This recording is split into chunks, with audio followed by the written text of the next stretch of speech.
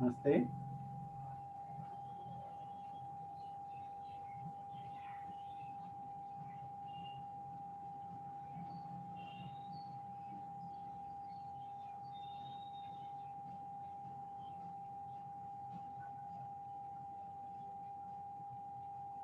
नमस्ते सागरी, श्रूयते?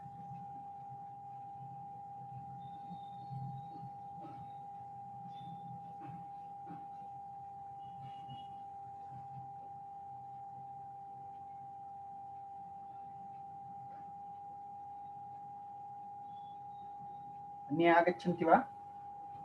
हरि ओम्।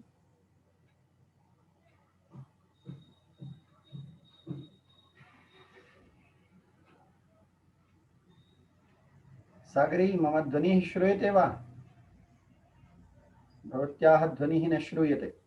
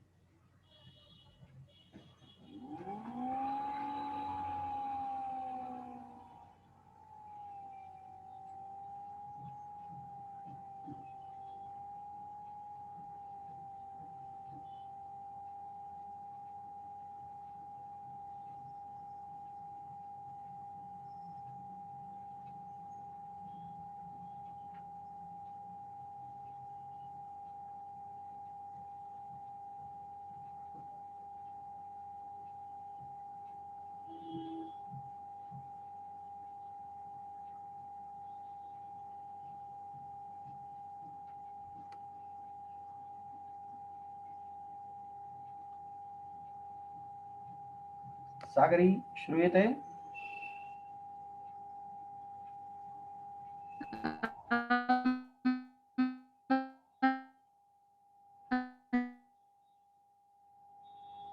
नागेन्द्र महोदयः, लता भगिनी आगच्छति?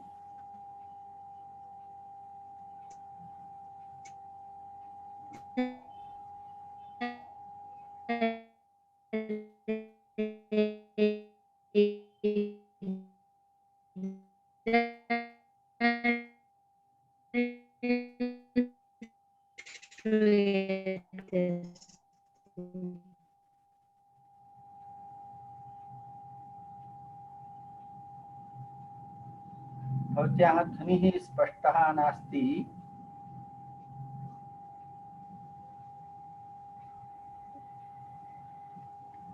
नागेन्द्रं निष्कृतवान् आसन्, परन्तु करणकक्षां प्रति अपि नागच्छति इति मन्ये।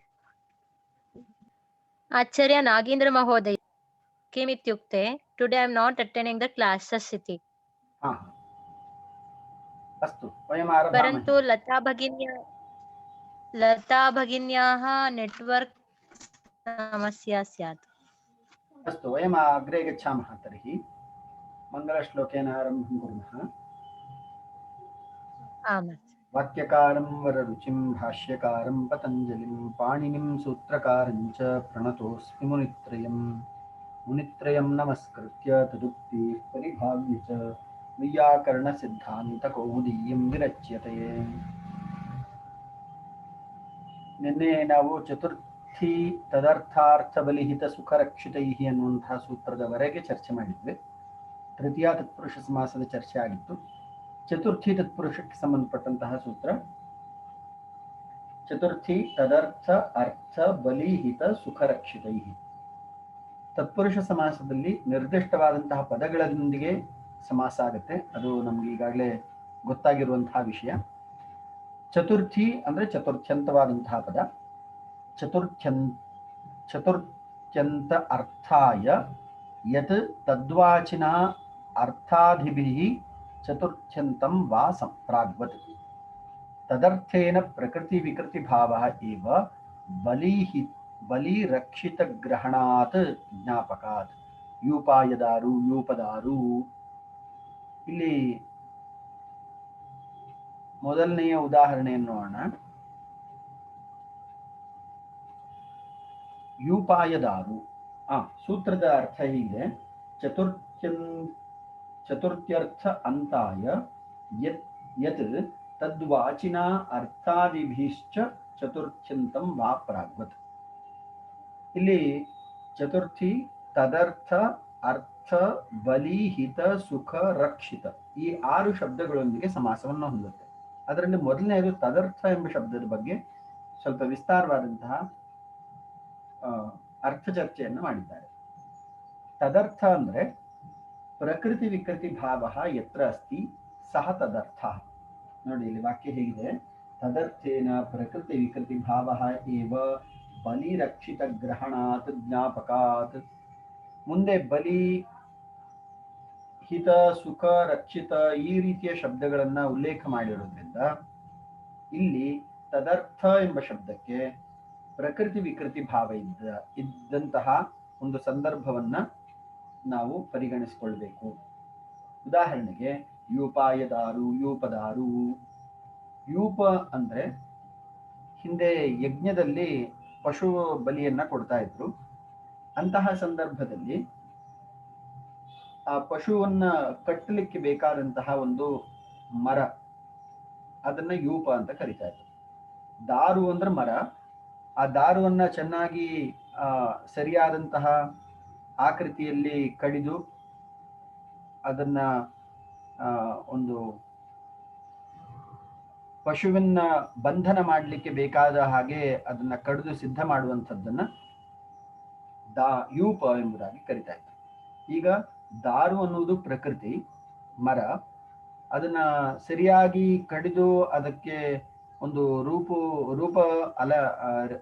ರೂಪವನ್ನ ಕೊಟ್ಟಾಗ ಅದು ವಿಕೃತಿ ಆಗ್ತಾ ಇತ್ತು. ಸೊ ಯೂಪ ಅನ್ನುವಂಥದ್ದು ವಿಕೃತಿ, ದಾರು ಅನ್ನುವಂಥದ್ದು ಪ್ರಕೃತಿ. ಈ ರೀತಿ ಪ್ರಕೃತಿ ವಿಕೃತಿಗೆ ಸಂಬಂಧ ಇದ್ದಾಗ, ಪ್ರಕೃತಿ ವಿಕೃತಿ ಭಾವರೂಪ ಸಂಬಂಧ ಇದ್ದಾಗ ಅಲ್ಲಿ ನಾವು ತದರ್ಥ ಎಂಬ ಅರ್ಥವನ್ನ ಗ್ರಹಣೆ ಮಾಡಬೇಕು. ಸೊ ಚತುರ್ಥ್ಯಂತ ಪದವು ತದರ್ಥ ಅರ್ಥ ಬಲಿ ಹಿತ ಸುಖ ರಕ್ಷಿತ ಈ ಪದಗಳೊಂದಿಗೆ ಸಮಾಸವನ್ನು ಹೊಂದುತ್ತೆ ಅಂತ ಇಲ್ಲಿ ನಾವು ತಿಳ್ಕೊಳ್ಬೇಕು. ಈಗ ನಾವು ಯೂಪಾಯದಾರು ಅನ್ನುವಂತಹ ಉದಾಹರಣೆಯನ್ನು ನೋಡೋಣ. ಯೂಪಾಯದಾರು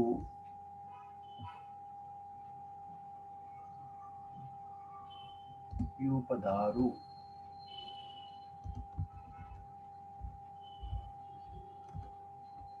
ಪ್ರಕ್ರಿಯೆ ತುಂಬಾ ಸರಳವಾಗಿದೆ. ಮೊದಲು ಯೂಪ ಪ್ಲಸ್ ಞೇ ಚತುರ್ಥಿ ವಿಭಕ್ತಿಗೆ ಇರುವಂತಹ ಪ್ರತ್ಯಯ. ಹಾಗೆಯೇ ದಾರು ಶಬ್ದಕ್ಕೆ ಸು. ಇಷ್ಟಾದ್ಮೇಲೆ ಯೂಪ ದಾರು ಈ ಎರಡು ಪ್ರತ್ಯಯಗಳು ಲೋಪ ಆಗುತ್ತೆ. ಞೇ ಮತ್ತು ಸು ಎಂಬ ಪ್ರತ್ಯಯಗಳು.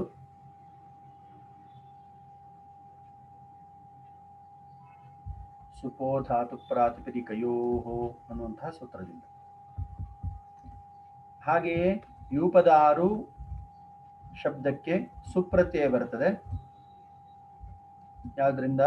ಸುಪೋ ಧಾತು ಯಾವುದು? ಕೃತದ್ಧಿತ ಸಮಾಸಾಶ್ಚ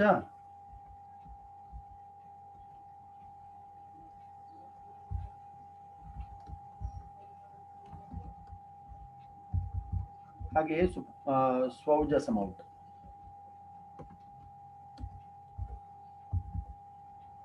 ಮುಂದೆ ಯೂಪದಾರು ಅಂತ ಹೇಳಿ ನಮಗೆ ರೂಪಸಿದ್ಧಿ ಆಗುತ್ತೆ. ಇಲ್ಲಿ ಪ್ರಕ್ರಿಯೆ ತುಂಬಾ ಸರಳವಾಗಿದೆ.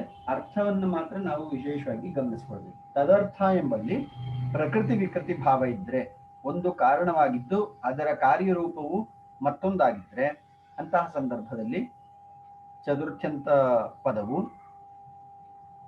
ಮತ್ತೊಂದು ಸುಬಂತದೊಂದಿಗೆ ಸಮಾಸವನ್ನು ಪಡ್ಕೊಳ್ಳಿ. ಯೂಪಾಯದಾರು, ಯೂಪದಾರು. ಸೊ ಚತುರ್ಥ್ಯಂತ ಪದವು ಕಾರ್ಯರೂಪವಾಗಿರುತ್ತೆ, ಮತ್ತೊಂದು ಸುಬಂತವು ಕಾರಣವಾಗಿರುತ್ತೆ. ಹೀಗೆ ಕಾರ್ಯಕಾರಣ ಭಾವ ಸಂಬಂಧ ಇದ್ದಾಗ ಅಥವಾ ಪ್ರಕೃತಿ ವಿಕೃತಿ ಭಾವರೂಪ ಸಂಬಂಧ ಇದ್ದಾಗ ಅದನ್ನ ನಾವು ತದರ್ಥ ಎಂಬ ಉದಾಹರಣೆಗೆ ಗ್ರಹಿಸಿಕೊಳ್ಬೇಕು. ನ ಇಹ ರಂಧನಾಯ ಸ್ಥಾಲಿ. ರಂಧನಂ ಅನ್ನುವಂತಹ ಶಬ್ದಕ್ಕೆ ಯಾವುದು ರಂಧನಾಯ ಸ್ಥಾಲಿ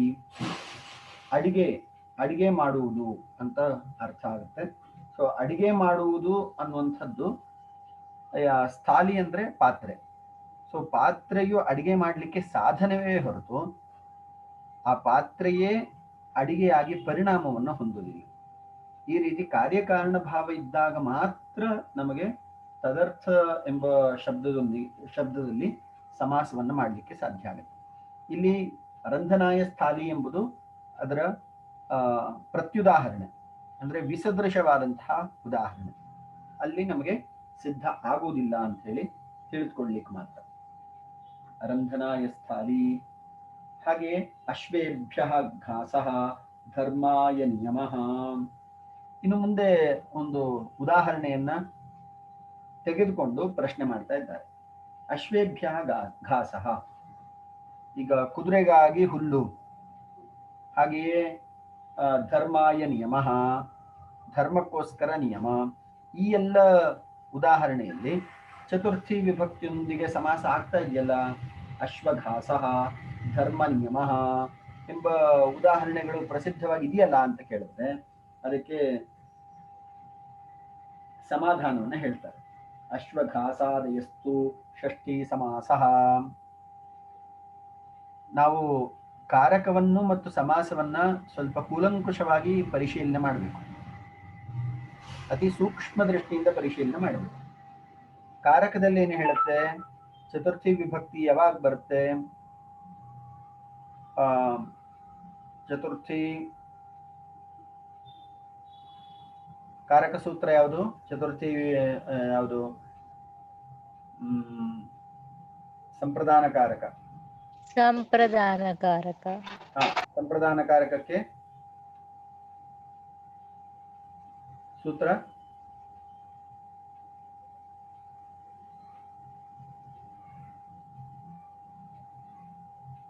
ಕರ್ಮಣ ಯಮಭಿಪ್ರೈತಿ ಸಸಂಪ್ರದಾನಂ.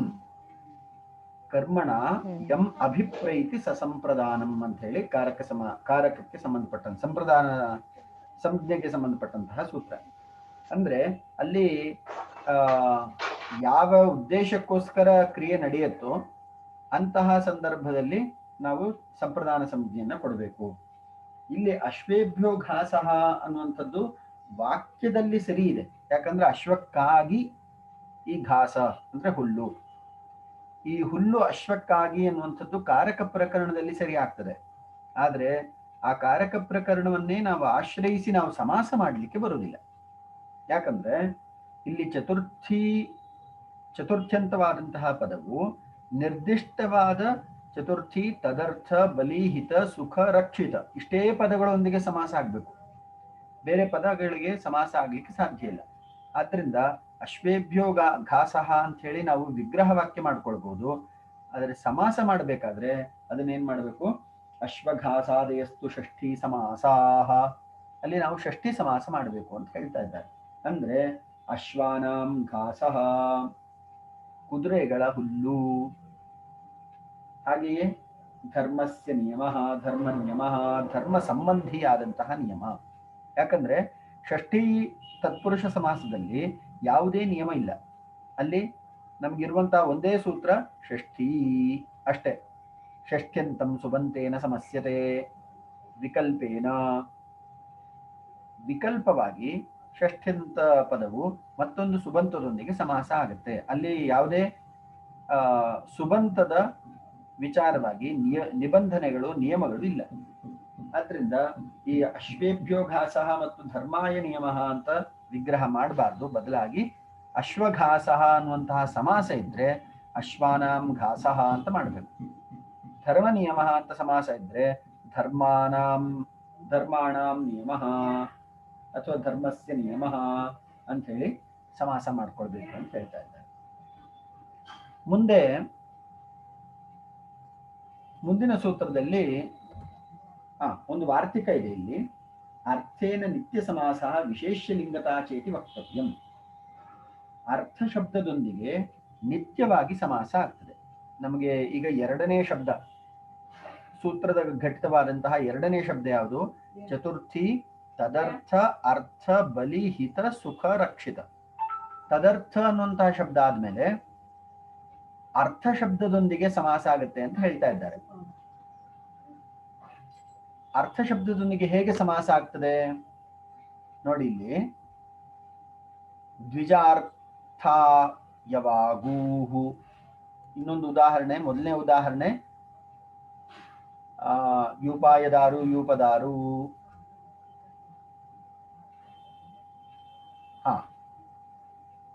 ಇಲ್ಲಿ ಬಿಟ್ಟೋಯ್ತಾ ಹೇಗೆ? 41 ನೇಹ 42ನೇ ಪೇಜ್ ಬಿಟ್ಟೋಗಿದೆ. ಇಲ್ಲಿ ನೋಡಿ, ಪೇಜ್ ನಂಬರ್ 18 ಇದೆ, 41 ಇದೆ. ನೇಹ ಅಂತ ಶುರುವಾಗಿ ಸೂಪಹ ಅಂತ 43ನೇ ಪೇಜಿಗೆ ಬಂದಿದೆ. ಪ್ರಾಯಶಃ ಇಲ್ಲಿ ಒಂದು ಪೇಜ್ ಬಿಟ್ಟು ಹೋಗಿದೆ, 42ನೇ ಪೇಜ್ ಬಿಟ್ಟು ಹೋಗಿದೆ. ತೊಂದರೆ ಇಲ್ಲ, ನಮ್ಗೆ ಇಲ್ಲಿ ಪುಸ್ತಕದಲ್ಲಿ ಅದರ ಬಗ್ಗೆ ಸ್ಪಷ್ಟವಾಗಿ ಉಲ್ಲೇಖ ಇದೆ. ವಾರ್ತಿಕಂ ಅರ್ಥೇನ ನಿತ್ಯ ಸಮಾಸಃ ವಿಶೇಷ್ಯ ಲಿಂಗತಾ ಚೇತಿ ವಕ್ತವ್ಯಂ.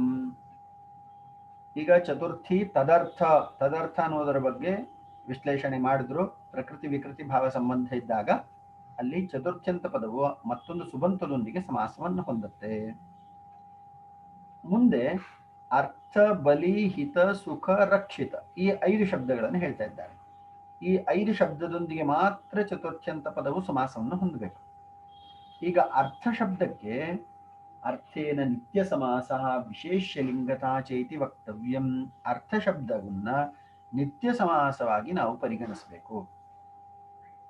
ದ್ವಿಜಾಯ ಅಯಂ ದ್ವಿಜಾರ್ಥಃ ಸೂಪಃ. ದ್ವಿಜನಿಗಾಗಿ ಮಾಡಿದ ಸೂಪ. ಸೂಪಃ ಇಲ್ಲಿ ತೌವೆ ಅಂತ ಕೊಟ್ಟಿದ್ದಾರೆ, ಯಾವುದು ಖಾದ್ಯ ವಿಶೇಷ. ದ್ವಿಜಾಯ ಅಯಂ ದ್ವಿಜಾರ್ಥ, ದ್ವಿಜನಿಗಾಗಿ ಮಾಡಿದಂತಹ ಖಾದ್ಯ ವಿಶೇಷ. ಇಲ್ಲಿ ದ್ವಿಜಾರ್ಥ ಸೂಪಃ. ಸೂಪ ಅನ್ನುವಂಥದ್ದು ಪುಲ್ಲಿಂಗ ಇರೋದ್ರಿಂದ ದ್ವಿಜಾರ್ಥ ಅಂತ ಹೇಳಿ ನಾವು ಪುಲ್ಲಿಂಗ ಮಾಡಬೇಕು. ವಾರ್ತಿಕವನ್ನು ಒಮ್ಮೆ ನೋಡಿ. ಅರ್ಥೇನ ನಿತ್ಯ ಸಮಾಸ, ಅರ್ಥ ಶಬ್ದದೊಂದಿಗೆ ನಿತ್ಯ ಸಮಾಸ ಆಗ್ತದೆ.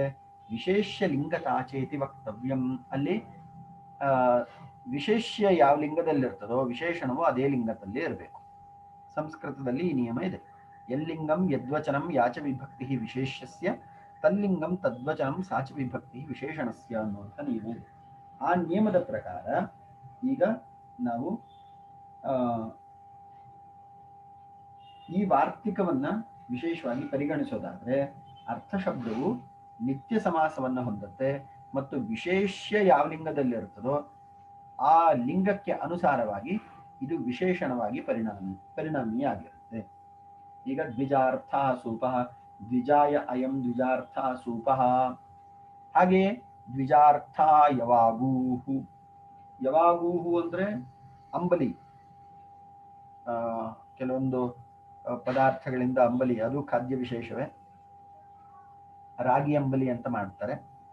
ಸೊ ಅಂಬಲಿ ಅಲ್ಲಿ ಯವಾಗೂಹು ಅನ್ನುವಂತಹ ಪದ ಸ್ತ್ರೀಲಿಂಗ ಪದ.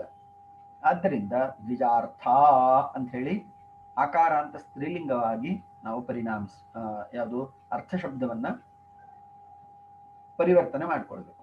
ಹಾಗೆಯೇ ದ್ವಿಜಾರ್ಥಂ ಪಯಃ. ಪಯಸ್ಸ ಶಬ್ದ ಸಕಾರಾಂತಹ ಸ್ತ್ರೀಲಿಂಗ ಪಯಸ್ಸ ಶಬ್ದ. ಪಯಃ ಪಯಸಿ ಪಯಾಂಸಿ. ಸೊ ಇಲ್ಲಿ ಅರ್ಥ ಶಬ್ದವು ವಿಶೇಷ್ಯಕ್ಕೆ ವಿಶೇಷ್ಯಕ್ಕೆ ಹೊಂದಿಕೊಂಡು ತನ್ನ ಲಿಂಗವನ್ನ ಪರಿಣಾಮ ಮಾಡಿಕೊಳ್ತಾ ಇರುತ್ತೆ. ಪುಲ್ಲಿಂಗ ಸ್ತ್ರೀಲಿಂಗ ನಪುಂಸಕಲಿಂಗವಾಗಿ ಪರಿಣಾಮ ಹೊಂದುತ್ತಾ ಇರುತ್ತೆ. ಇದು ಪ್ರಮುಖವಾದಂತಹ ಒಂದು ವಾರ್ತಿಕ. ಅರ್ಥೇನ ನಿತ್ಯ ಸಮಾಸಃ ವಿಶೇಷ್ಯ ಲಿಂಗತಾ ಚೇತಿ ವಕ್ತವ್ಯಂ ಅಂತ ಹೇಳಿ ಪ್ರಮುಖವಾದಂತಹ ಒಂದು ವಾರ್ತಿಕ. ಇನ್ನು ಮುಂದೆಂದು ಚತುರ್ಥಿ ತದರ್ಥ ಅರ್ಥ ಇಷ್ಟಾಯ್ತು. ಬಲಿ ಭೂತೇಭ್ಯೋ ಬಲಿಹಿ ಭೂತ ಬಲಿಹಿ. ಗವೇ ಹಿತಂ ಗೋ ಹಿತಂ. ಗವೇ ಸುಖಂ ಗೋ ಸುಖಂ, ಅಥವಾ ಗೋಭ್ಯ ಹಿತಂ ಗೋ ಹಿತಂ, ಗೋಭ್ಯ ಸುಖಂ ಗೋ ಸುಖಂ. ಲಿಂಗ ಸರಿ, ವಚನದಲ್ಲಿ ಯಾವುದೇ ತಾತ್ಪರ್ಯ ಇರುವುದಿಲ್ಲ. ಸಮಾಸದ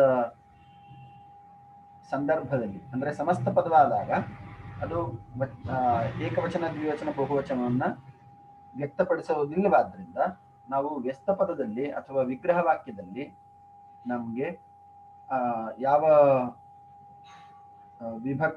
ವಚನವು ಅಪೇಕ್ಷವಾಗಿದೆಯೋ ಅಂತಹ ವಚನವನ್ನ ಹಾಕ್ಕೊಳ್ಬೋದು.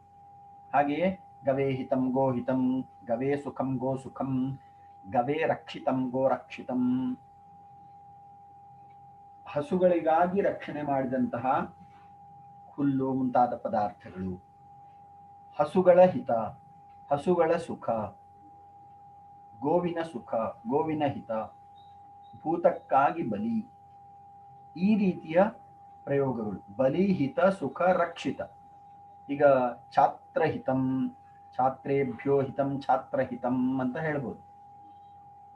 ಆದ್ರೆ ಈ ನಿರ್ದಿಷ್ಟವಾದಂತಹ ಶಬ್ದಗಳನ್ನು ಹೊರತುಪಡಿಸಿ ಬೇರೆ ಶಬ್ದದೊಂದಿಗೆ ಚತುರ್ಥಿ ತತ್ಪುರುಷ ಸಮಾಸ ಆಗುವುದಿಲ್ಲ. ಅದು ಒಂದು ವಿಶೇಷವಾಗಿ ನಾವು ಗಮನಿಸ್ಕೊಳ್ಬೇಕಾದಂತಹ ವಿಚಾರ. ಸೊ ಚತುರ್ಥಿ ತದರ್ಥ ಅರ್ಥ ಬಲಿಹಿತ ಸುಖ ರಕ್ಷಿತೈಹಿ ಅಂತ ಒಂದೇ ಸೂತ್ರ ಇದೆ ಚತುರ್ಥಿ ತತ್ಪುರುಷ ಸಮಾಸ ಹೇಳಲಿಕ್ಕೆ, ಮಿಕ್ಕ ಯಾವ ಸೂತ್ರವೂ ಇಲ್ಲ.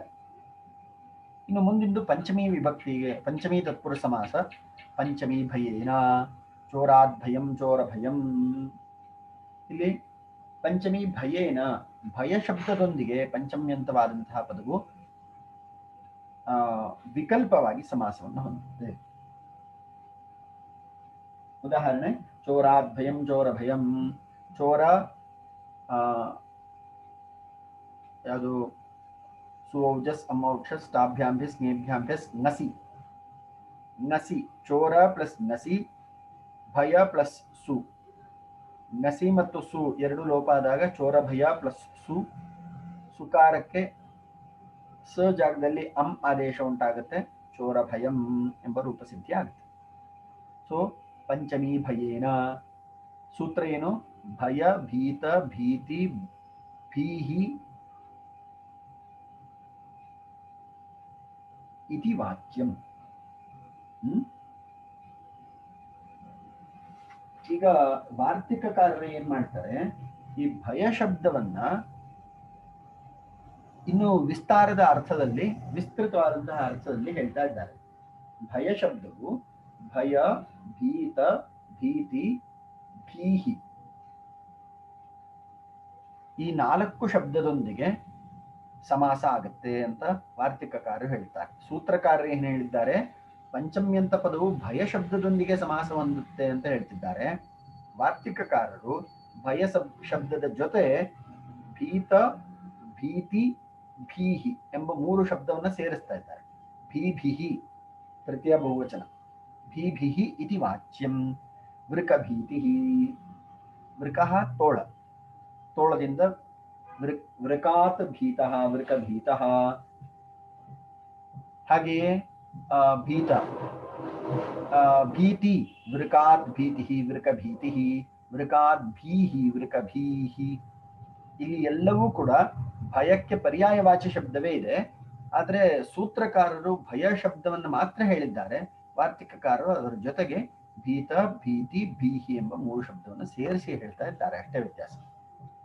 ಮುಂದಿನ ಸೂತ್ರ ಅಪೇತ ಪೋಢ ಮುಕ್ತ ಪತಿತ ಪತಿತಾಪತ್ರಸ್ತೈಹಿ ಅಲ್ಪಶಃ.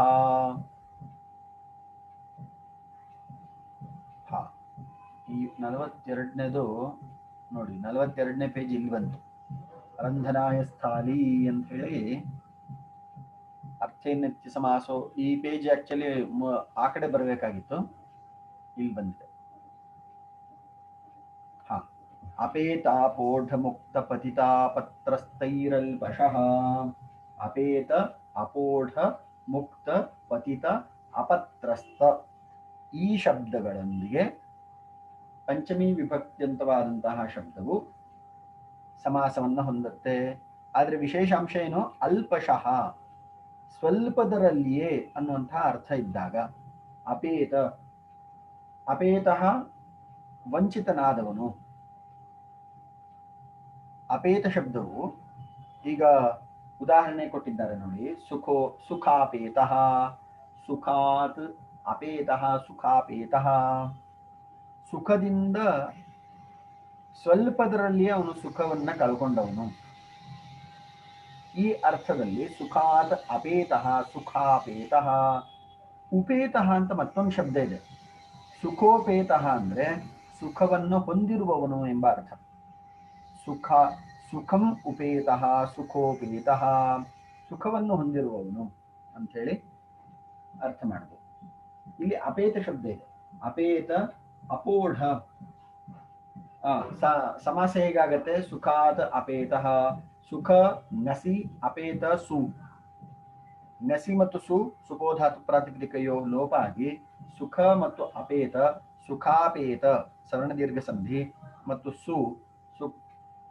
ಸುಕಾರ ವಿಸರ್ಗ ಆಗತ್ತೆ. ಸುಖಾಪೇತಃ. ಇಲ್ಲಿ ವಿಶೇಷವಾದಂತಹ ಪ್ರಕ್ರಿಯೆ ಇದ್ರೆ ಮಾತ್ರ ಅದ್ರ ಬಗ್ಗೆ ಚರ್ಚೆ ಮಾಡೋಣ. ಮಿಕ್ಕಿದ್ದೆಲ್ಲ ಪ್ರಕ್ರಿಯೆಗಳು ಹಿಂದೆ ನಾವು ಚರ್ಚೆ ಮಾಡಿದಂತಹ ವಿಚಾರವೇ ಆಗಿರ್ತದೆ. ಕಲ್ಪನಾಪೋಢ, ಕಲ್ಪನೆಯಿಂದ ಸ್ವಲ್ಪ ದೂರ ಆದವನು. ಅವನು ಕಲ್ಪನೆಯಿಂದ ಸ್ವಲ್ಪ ದೂರ ಇದ್ದಾನೆ. ಅಂದ್ರೆ ಕಲ್ಪನೆಗೂ ಅವನಿಗೂ ಸ್ವಲ್ಪ ಅಂತರ ಉಂಟಾಗಿದೆ. ಕಲ್ಪನೆಯಿಂದ ಅವನು ದಾಟಿ ಹೋಗಿದ್ದಾನೆ, ಈ ಅರ್ಥ ಬರುತ್ತೆ. ಮತ್ತೆ ಚಕ್ರಾನ್ ಮುಕ್ತ, ಚಕ್ರ ಮುಕ್ತ. ಈಗ ಯಾವುದೋ ಒಂದು ಅವಘಡ ಸಂಭವಿಸಿದಾಗ ಆ ಒಂದು ವಾಹನದ ಚಕ್ರ ಇವನ ಹತ್ತಿರ ಹಾದು ಹೋಗಿದೆ. ಸ್ವಲ್ಪದರಲ್ಲಿ ಅವನು ಮಹತ್ ವಿಪತ್ತಿನಿಂದ ದೂರಾಗಿದ್ದಾನೆ, ಪಾರಾಗಿದ್ದಾನೆ. ಈ ಅರ್ಥದಲ್ಲಿ ಚಕ್ರಾಪೇತಃ ಅನ್ನುವಂತಹ ಶಬ್ದ ಬಳಸ್ಬೋದು. ಚಕ್ರಾನ್ ಮುಕ್ತ, ಚಕ್ರ ಮುಕ್ತ ಈ ಶಬ್ದ ಬಳಸ್ಬೋದು. ಹಾಗೆಯೇ ಸ್ವರ್ಗಪತಿತಃ. ಸ್ವರ್ಗಪತಿತಃ ಇದು ತ್ರಿಶಂಕುವಿಗೆ ಇದು ಹೆಚ್ಚು ಹೋಲುವಂತಹ ಒಂದು ಉದಾಹರಣೆ. ಸ್ವರ್ಗಾತ್ ಪತಿತಃ, ಸ್ವರ್ಗಪತಿತಃ. ವಿಶ್ವಾಮಿತ್ರ ತ್ರಿಶಂಕುವನ್ನ ಸ್ವರ್ಗಕ್ಕೆ ಕಳಿಸುವಂತಹ ಸಂದರ್ಭದಲ್ಲಿ ಅವನು ಸಶರೀರಿಯಾಗಿ ನೀನು ಸ್ವರ್ಗಕ್ಕೆ ಬರ್ಲಿಕ್ಕೆ ಸಾಧ್ಯ ಇಲ್ಲ ಅಂತೇಳಿ ಅಲ್ಲಿಂದ ತಿರಸ್ಕರಿಸಲ್ಪಡ್ತಾನೆ. ಅಂತಹ ಸಂದರ್ಭದಲ್ಲಿ ಇವನಿಗೆ ವಿಶ್ವಾಮಿತ್ರ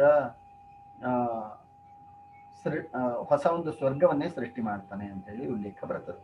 ಸೊ ಅಲ್ಲಿ ಸ್ವರ್ಗಾತ್ ಪತಿತಃ ಸ್ವರ್ಗಪತಿತಃ ಅಂತ ಹೇಳಿ ಪ್ರಯೋಗ ಮಾಡಬಹುದು. ಇನ್ನು ತರಂಗ ಅಪತ್ರಸ್ತಃ, ಜೋರಾಗಿ ಬೀಸಿದಂತಹ ಅಲೆಯಿಂದ ಇವನು ಕೂದಲಿನ ಅಂತರದಲ್ಲಿ ಆ ಅಲೆಯಿಂದ ಪಾರಾಗಿದ್ದಾನೆ. ಇಲ್ಲೆಲ್ಲ ಕಡೆ ಅಪೇತ, ಅಪೋಢ, ಮುಕ್ತ, ಪತಿತ, ಅಪತ್ರಸ್ತ ಈ 5 ಶಬ್ದಗಳಲ್ಲಿ ಅಲ್ಪಾರ್ಥ ದ್ಯೋತಕ ಇದ್ರೆ ಮಾತ್ರ ನಾವು ಪಂಚಮಿ ತತ್ಪುರುಷವನ್ನು ಬಳಸಬೇಕು.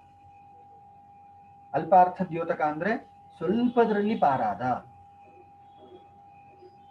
ಕೂದಲೆಳೆಯ ಅಂತರದಲ್ಲಿ ಅಂತ ಕನ್ನಡ ಭಾಷೆಯಲ್ಲಿ ಹೇಳ್ತಾರಲ್ಲ, ಕೂದಲೆಳೆಯ ಅಂತರದಲ್ಲಿ ಅವನು ಅವಘಡದಿಂದ ಪಾರಾದ. ಈ ರೀತಿಯ ಸಂದರ್ಭ ಇದ್ದಾಗ ಮಾತ್ರ ಅಲ್ಪಶಃ ಅಂತ ಹೇಳಿ ಉಲ್ಲೇಖ ಮಾಡಿದ್ದಾರೆ. ಆ ರೀತಿಯ ಸಂದರ್ಭ ಇದ್ದಾಗ ಮಾತ್ರ ಪಂಚಮಿ ತತ್ಪುರುಷವನ್ನು ಬಳಸಬೇಕು. ತರಂಗಾಪತ್ರಸ್ತಃ ಅಂತ ಹೇಳಿ ಉದಾಹರಣೆಯನ್ನು ನೋಡಬಹುದು. ಇನ್ನು ಇಲ್ಲಿ ಒಂದು ದಲಕೃತ್ಯವನ್ನು ಹೇಳ್ತಾರೆ. ಅಲ್ಪಶಃ ಕಿಂ ಪ್ರಾಸಾದಾತ್ ಪತಿತಃ. ಪ್ರಾಸಾದ ಅಂದ್ರೆ ಅರಮನೆ. ಅಲ್ಪಶಃ ಅನ್ನುವಂತಹ ಶಬ್ದದ ಔಚಿತ್ಯ ಏನು ಅಂತ ಕೇಳ್ತಾ ಇದ್ದಾರೆ. ದಲಕೃತ್ಯದಲ್ಲಿ ಆ ಒಂದು ಶಬ್ದಕ್ಕೆ ವಿಶೇಷ ಅರ್ಥ ಏನಿದೆ, ಆ ಶಬ್ದವನ್ನ ಬಿಡಬಹುದಾ ಅಂತ ಹೇಳಿ ಒಂದು ಜಿಜ್ಞಾಸೆ, ಚರ್ಚೆ, ಅದನ್ನ ಮಂಡಿಸ್ತಾ ಇದ್ದಾರೆ. ಅಲ್ಪಶಃ ಕಿಂ ಪ್ರಾಸಾದಾತ್ ಪತಿತಃ. ಅವನು ಅರಮನೆಯ ಮಹಡಿಯಿಂದ ಬಿದ್ದಿದ್ದಾನೆ. ಈ ಅರಮನೆ ಮಹಡಿಯಿಂದ ಬಿದ್ದಿದ್ದಾನೆ ಅನ್ನುವಂತಹ ಶಬ್ದದಲ್ಲಿ ಅಲ್ಲಿ ಮಹಡಿಯ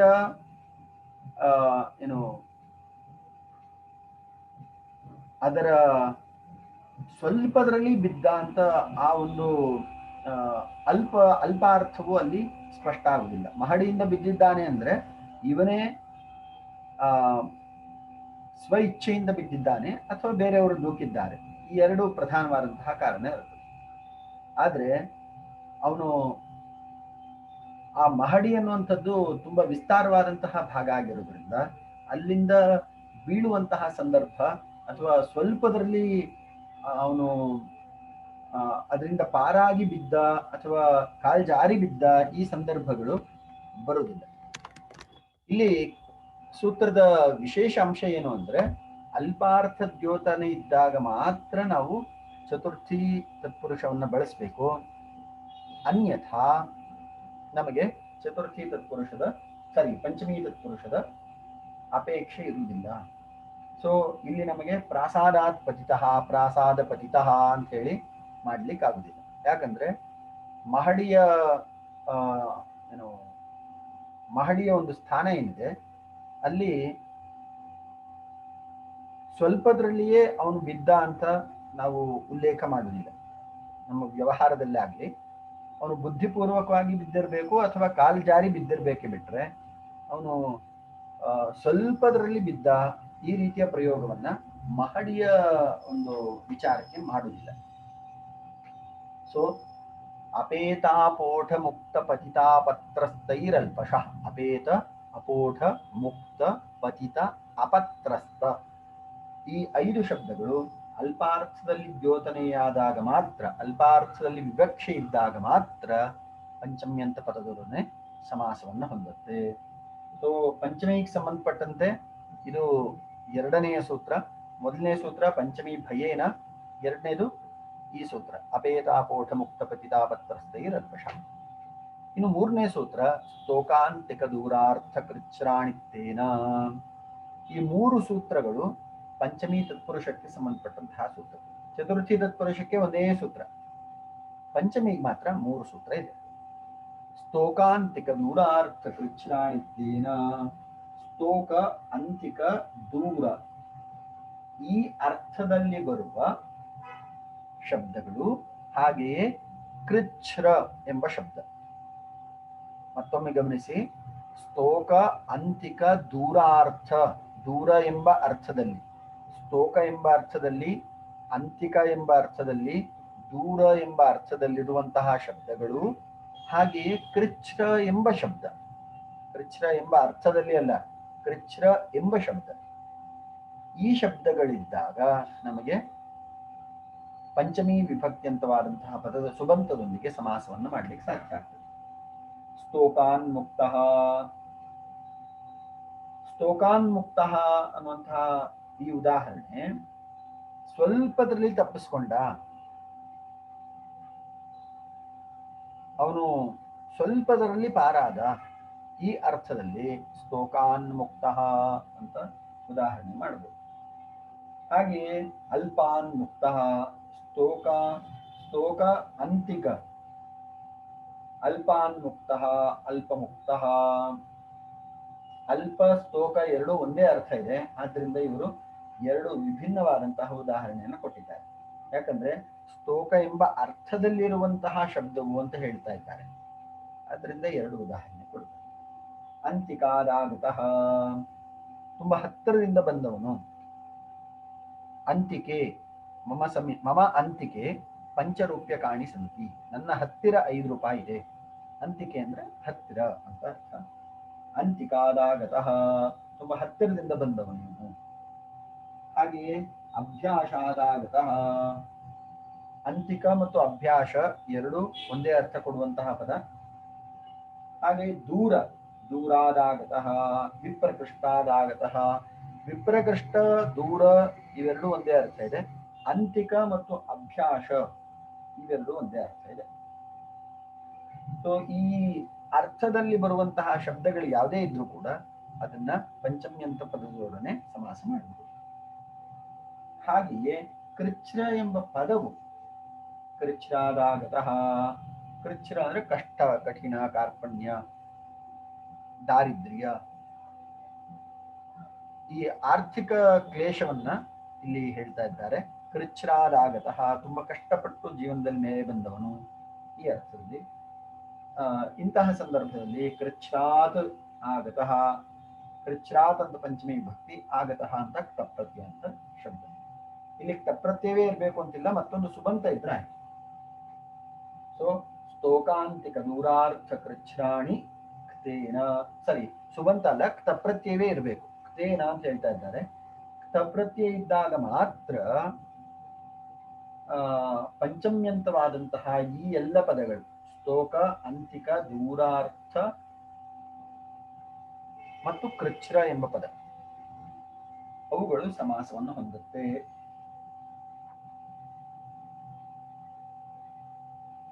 ಇಲ್ಲಿಗೆ ನಮಗೆ ಪಂಚಮಿ ತತ್ಪುರುಷಕ್ಕೆ ಸಂಬಂಧಪಟ್ಟಂತಹ 3 ಸೂತ್ರಗಳ ಚರ್ಚೆ ಮುಗಿಯುತ್ತೆ.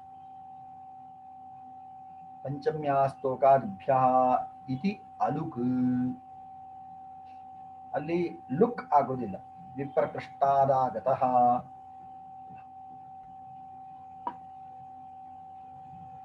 ಸ್ತೋಕಾನ್ ಮುಕ್ತಃ, ಅಲ್ಪಾನ್ ಮುಕ್ತಃ, ಎಲ್ಲ ಕಡೆ ಪಂಚಮ್ಯಂತವಾಗಿಯೇ ಇದೆ. ಸ್ತೋಕಾತ್ ಮುಕ್ತಃ, ಸ್ತೋಕಾನ್ ಮುಕ್ತಃ, ಸ್ತೋಕಾತ್ ಅಂತ ಹೇಳಿ ತಕಾರಾಂತವಾಗಿದೆ ಪಂಚಮ್ಯಂತ. ಆ ಮ ಎಂಬಂತಹ ಅನುಸ್ವಾರ ಮುಂದಿರೋದ್ರಿಂದ, ಅನುನಾಸಿಕ ಮುಂದಿರೋದ್ರಿಂದ ಯರೋನುನಾಸಿಕೆ ಅನುನಾಸಿಕೋವಾ ಅಂತ ಹೇಳಿ ತಕಾರ ನಕಾರ ಆಗತ್ತೆ. ಅನುನಾಸಿಕ ವರ್ಣ ಮುಂದೆ ಇದ್ದಾಗ, ಜ್ಞಮಗಣನ ಈ ವರ್ಣ ಮುಂದೆ ಇದ್ದಾಗ ಹಿಂದೆ ಇರುವಂತಹ ವರ್ಗೀಯ ವ್ಯಂಜನಗಳು ತಮ್ಮ ತಮ್ಮ 5ನೆಯ ವರ್ಣಕ್ಕೆ ಬದಲಾಗತ್ತೆ. ಇದು ಸೂತ್ರದ ಅರ್ಥ. ಯರಹ ಅನುನಾಸಿಕೆ ಅನುನಾಸಿಕೋವ. ಹಾಗೆಯೇ ಅಲ್ಪಾನ್ ಮುಕ್ತಃ, ಅಲ್ಪಾತ್ ಮುಕ್ತಃ, ತಕಾರ ನಕಾರ ಆಗತ್ತೆ. ಅಂತಿಕಾದಾಗತಃ, ಇಲ್ಲಿ ಜಸ್ತ್ವ ಸಂಧಿ, ತಕಾರ ದಕಾರ ಆಗುತ್ತೆ. ಮೊದಲನೇ ವರ್ಣ, ವರ್ಗದ ಪ್ರಥಮ ವರ್ಣಗಳು 3ನೇ ವರ್ಣವಾಗಿ ಪರಿಣಮಿಸಿದ್ರೆ ಅಲ್ಲಿ ಜಸ್ತ್ವ ಸಂಧಿ. ಹಾಗೆಯೇ ಅಭ್ಯಾಸಾದಾಗತಃ, ಅಭ್ಯಾಸಾತ್ ಪ್ಲಸ್ ಆಗತಃ, ಇಲ್ಲೂ ಕೂಡ ಜಸ್ತ್ವ ಸಂಧಿ. ದೂರಾದಾಗತಃ ಜಸ್ತ್ವ ಸಂಧಿ, ವಿಪ್ರಕೃಷ್ಟಾದಾಗತಃ ಜಸ್ತ್ವ ಸಂಧಿ. ಮುಂದೆ ಕೃಚ್ರಾದಾಗತಃ, ಇಲ್ಲಿ ಪಂಚಮ್ಯಾಸ್ತೋಕಾದಿಭ್ಯ ಇತಿ ಅಲುಕ್. ಈ ಸೂತ್ರ ಏನ್ ಹೇಳುತ್ತೆ ಅಂದ್ರೆ, ಪಂಚಮಿ ಸ್ತೋಕಾದಿ ಶಬ್ದಗಳಿರುವಾಗ ಪಂಚಮಿ ತತ್ಪುರುಷ ಮಾಡಿದಾಗ ಅಲ್ಲಿ ಲುಕ್ ಆಗೋದಿಲ್ಲ, ಹಾಗೆ ಉಳ್ಕೊಳ್ಳುತ್ತೆ. ದೂರಾತ್ ಆಗತಃ ಅಂತ ಹೇಳಿ ನಾವು ವಿಗ್ರಹ ಮಾಡಿದಾಗ, ಅದು ವಿಗ್ರಹ ಮಾಡಿದಾಗ ಯಾವ ರೂಪವೋ ಅದೇ ರೀತಿ ದೂರಾದ ಆಗತಃ ಅಂತ ಹೇಳಿ ಸಮಾಸ ಮಾಡಿದಾಗಲೂ ಅದೇ ರೂಪ ಇರುತ್ತೆ. ಅಂದ್ರೆ ಸಮಸ್ತ ಪದವು ಮತ್ತು ವಿಗ್ರಹ ವಾಕ್ಯ ಎರಡರ ಸ್ವರೂಪ ಹೆಚ್ಚು ಕಡಿಮೆ ಒಂದೇ ಥರ ಇರುತ್ತೆ. ಮುಂದಿಂದು ಷಷ್ಠಿ. ಷಷ್ಠಿ ತತ್ಪುರುಷಕ್ಕೆ ಸಂಬಂಧಪಟ್ಟಂತಹ ಸೂತ್ರ. ಇದು ತುಂಬಾ ವ್ಯಾಪಕವಾದಂತಹ ಒಂದು ಅರ್ಥವನ್ನು ಈ ಸೂತ್ರ ಒಳಗೊಂಡಿದೆ. ಇಲ್ಲಿ ಯಾವುದೇ ನಿಯಮ ಇಲ್ಲ. ಷಷ್ಠಿ ಬರೀ ಪ್ರಥಮ ವಿಭಕ್ತ್ಯಂತವಾದಂತಹ ಷಷ್ಠಿ ಪದ ಮತ್ತೊಂದು ಸುಬಂತದೊಂದಿಗೆ ಸಮಾಸವನ್ನು ಹೊಂದಿದೆ. ರಾಜ್ಞ ಪುರುಷ, ರಾಜಪುರುಷ. ಇಲ್ಲಿ ರಾಜ್ಞ ಷಷ್ಠಿ ವಿಭಕ್ತಿ, ಪುರುಷ ಪ್ರಥಮ ವಿಭಕ್ತಿ, ರಾಜನ್ ಪ್ಲಸ್ ಪುರುಷ, ಅನ್ಲೋಪ, ಹಾಗೆಯೇ ರಾಜಪುರುಷ. ನಾವು ಚತುರ್ಥಿ ವಿಭಕ್ತಿಯ ಚತುರ್ಥಿ ತತ್ಪುರುಷದ ಸಂದರ್ಭದಲ್ಲಿ ಒಂದು ಉದಾಹರಣೆ ನೋಡಿ. ಯಾವುದು? ಅಶ್ವೇಭ್ಯೋ ಘಾಸಃ. ಕಾರಕದಲ್ಲಿ ಈ ನಿಯಮ ಸರಿ ಆಗ್ತದೆ. ಸಮಾಸ ಮಾಡಬೇಕಾದ್ರೆ ನಾವು ಭಿನ್ನ ನಿಯಮವನ್ನು ಆಶ್ರಯಿಸಬೇಕು. ಇದೊಂದು ವಿಶೇಷವಾದಂತಹ ಅಂಶ. ಕಾರಕದಲ್ಲಿ ಆದ್ರೆ ಕರ್ಮಣ ಯಮಭಿಪ್ರೈತಿ ಸಸಂಪ್ರದಾನಂ ಅಂಥೇಳಿ ನಾವು ಅಶ್ವೇಭ್ಯ ಘಾಸಃ ಅಂತೇಳಿ ಕಾರಕ ಮಾಡ್ಬೋದು.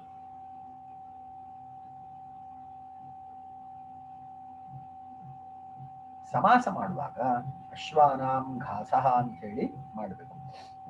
ಯಾಕಂದ್ರೆ ಷಷ್ಠ್ಯಂತವಾದಂತಹ ಪದವು ಯಾವುದೇ ವಿಶೇಷ ನಿಯಮವನ್ನ ಆಶ್ರಯಿಸೋದಿಲ್ಲ. ಷಷ್ಠ್ಯಂತ ಪದವು ಮತ್ತೊಂದು ಸುಬಂತದೊಂದಿಗೆ ಸಮಾಸ ಹೊಂದುತ್ತೆ. ಅತ್ಯಂತ ಸರಳವಾದಂತಹ ಸೂತ್ರ, ಆದ್ರೆ ಅರ್ಥ ತುಂಬಾ ವಿಸ್ತಾರವಾಗಿದೆ. ಅಂದ್ರೆ ಇದಕ್ಕೆ ಹೆಚ್ಚಿನ ಸಾಮರ್ಥ್ಯ ಇದೆ ಈ ಸೂತ್ರಕ್ಕೆ.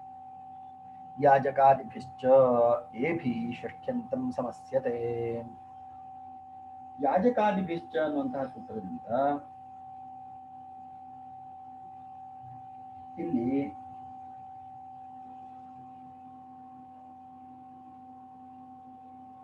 ಯಾಜಕ ಮುಂತಾದಂತಹ ಶಬ್ದಗಳು ಕೂಡ ಯಾಜಕ ಆದಿಭಿ ಯಾಜಕ ಮುಂತಾದಂತಹ ಶಬ್ದಗಳು ಸುಬಂತದೊಂದಿಗೆ ಸಮಾಸವನ್ನು ಹೊಂದುತ್ತೆ.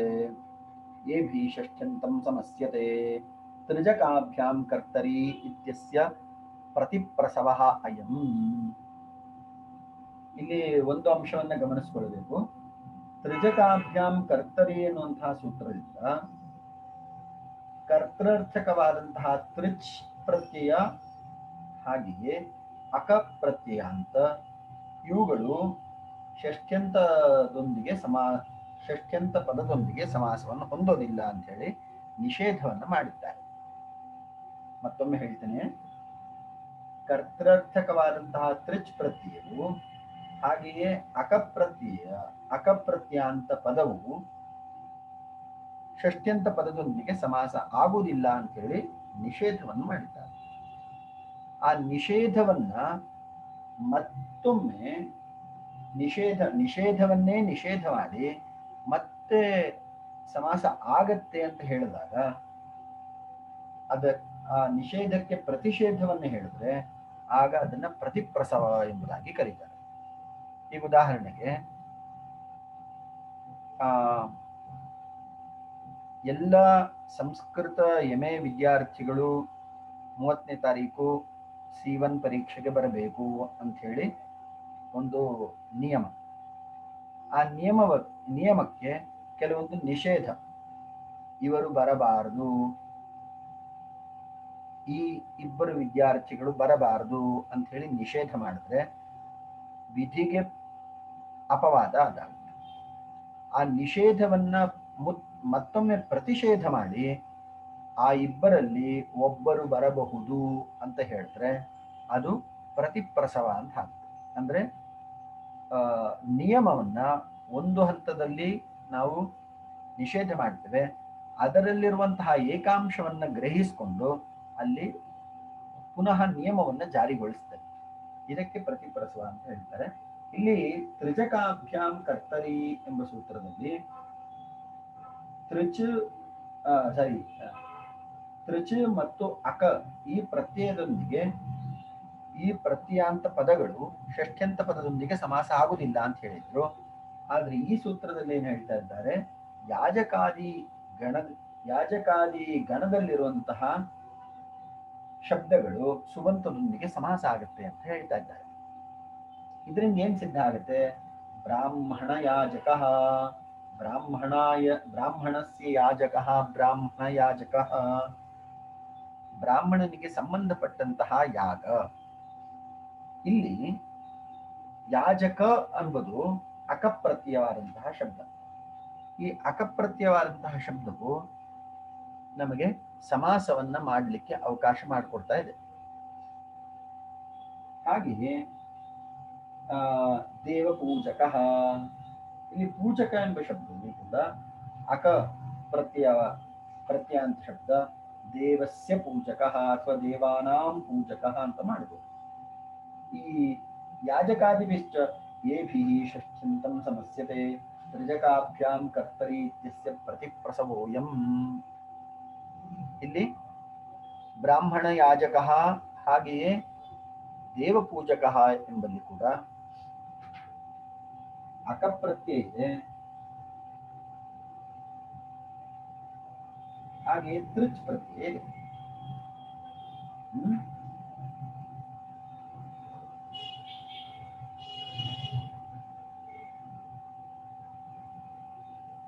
ಸೊ ದೇವಪೂಜಕ, ದೇವಾನಾಂ ಪೂಜಕ ಅಥವಾ ದೇವಸ್ಯ ಪೂಜಕ, ದೇವಪೂಜಕ ಅಂತ ಹೇಳಿ ನಾವು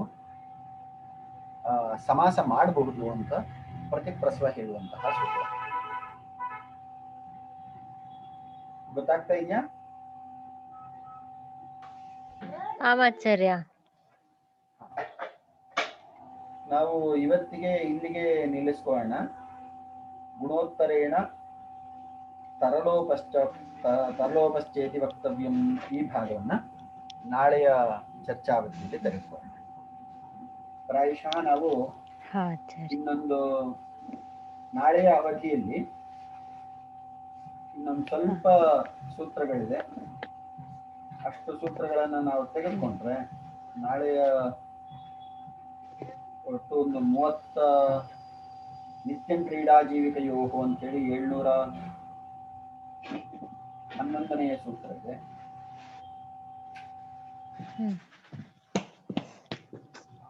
ಅಲ್ಲಿಯವರೆಗೆ ನಾಳೆಯ ಚರ್ಚಾವಧಿಯಲ್ಲಿ ನಾಳೆ ಸ್ವಲ್ಪ ವೇಗವಾಗಿ ಹೋಗ್ಬೇಕಾಗುತ್ತೆ. ಅಷ್ಟು ಚರ್ಚಾವಧಿಯನ್ನು ಮುಗಿಸ್ಕೊಂಡ್ರೆ ನಮ್ಗೆ ನಿತ್ಯಂ ಕ್ರೀಡಾ ಜೀವಿಕೆಯೋಹೋ ಅನ್ನುವಂತಹ ಭಾಗದವರೆಗೆ ಮುಗಿಸ್ಕೊಳ್ಳೋಣ ಅಂತ ಒಂದು ಯೋಚನೆ ಇದೆ. ನೋಡೋಣ ಎಷ್ಟು ಸಾಧ್ಯ ಆಗುತ್ತೋ ಅಷ್ಟು. ನಾಳೆ 26ನೇ ತಾರೀಕಲ್ವಾ? ನಾಳೆ ಮತ್ತು ನಾಡಿದ್ದು 2 ದಿನ ಸಮಯ ಇದೆ, 26, 27. ಸೊ ಆ 2 ದಿನದಲ್ಲಿ ನಾವು ಇನ್ನೊಂದು 10 ಸೂತ್ರಗಳಿದೆ, ಮುಗಿಸ್ಕೊಂಡ್ರೆ ನಮ್ಗೆ C1 ಪರೀಕ್ಷೆಗೆ ಬೇಕಷ್ಟು ವಿಷಯ ಆಗುತ್ತೆ. ಅಸ್ತು द्रष्टव्यं वक्तव्यम् अस्ति वा?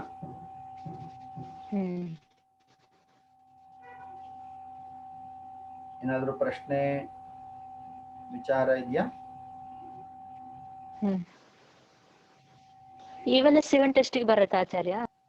ಹಾ, ಟೆಸ್ಟಿಗೆ ಬರುತ್ತಾ ಆಚಾರ್ಯ? C1 ಟೆಸ್ಟ್ಗೆ ನಿಮಗೆ ಇಲ್ಲಿ ಈ ಎಲ್ಲ ವಿಚಾರಗಳು ಇದೆ.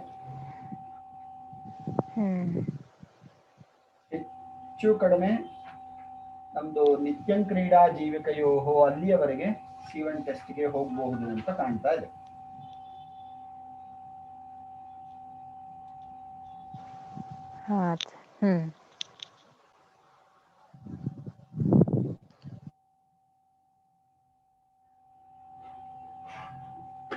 अस्तु आचार्य. अस्तु, तत्र सर्वं कुशलम्?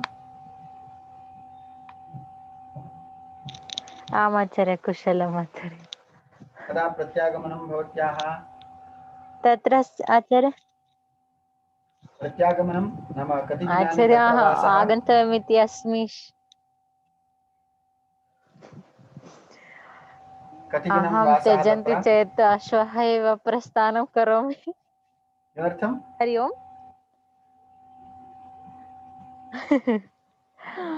अयो आचार्य, एवमेव आचार्य, बहवः बान्धवाः आगत्य गच्छन्तः सन्ति. अधिकं मम